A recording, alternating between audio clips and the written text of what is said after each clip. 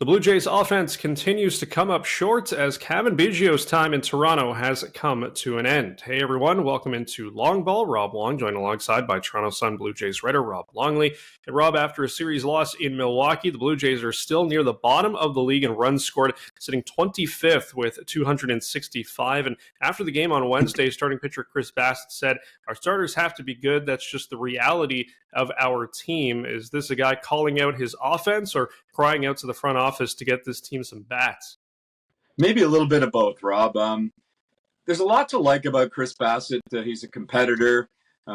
He's not shy about saying what's on his mind. He can be a little bit surly at times, especially after a loss. He takes the losses hard, which just speaks to that competitive side of him. But I thought those comments were really quite revealing and didn't leave a whole lot to the imagination. You know, he might walk it back at some point, but basically he's saying that the way this offense is performing, we can't allow more than a couple of runs a game. And that's been the reality for this rotation for well over a year now. And many on the staff have alluded to it over the months and years. Kevin Gausman's alluded to it. Jose Barrios has alluded to it.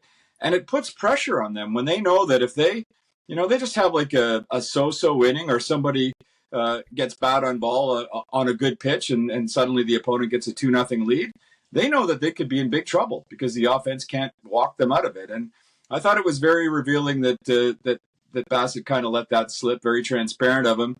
And it was, I think, more pointed at the front office than his teammates. I don't think he's the type of guy that would call out his teammates, but it certainly sounded like it was a partial shot anyway at the front office. And Rob, we've been talking about this all season, right?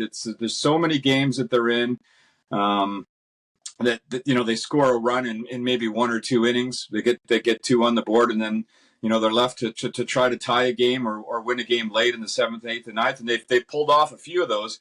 But you can't do that. You can't rely on a late game rally with a lightweight offense like that. And too many times they found themselves in a hole, and the pitchers in the starting rotation are well aware that they've got to give the team 5 or 6 good innings, and they can't allow more than a run or two.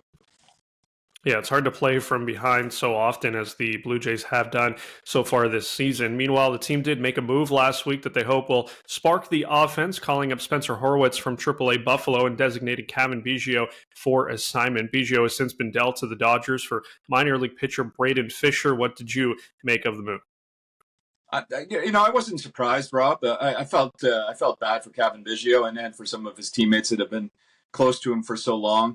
I've known Cavan personally since about 2018. I first did a story on him when he was with that high-powered New Hampshire Fisher Cats team in AA. And, he was sort of always the third guy, the third son of a big major leaguer that was on this roster. And for a while there, he kind of overachieved. Like he was the surprise. Nobody expected big things from Cavan Biggio when he was drafted. They expected the big things from Bo Bichette and Vlad Guerrero Jr. But he, for a while there, he was carving out a decent major league career for himself.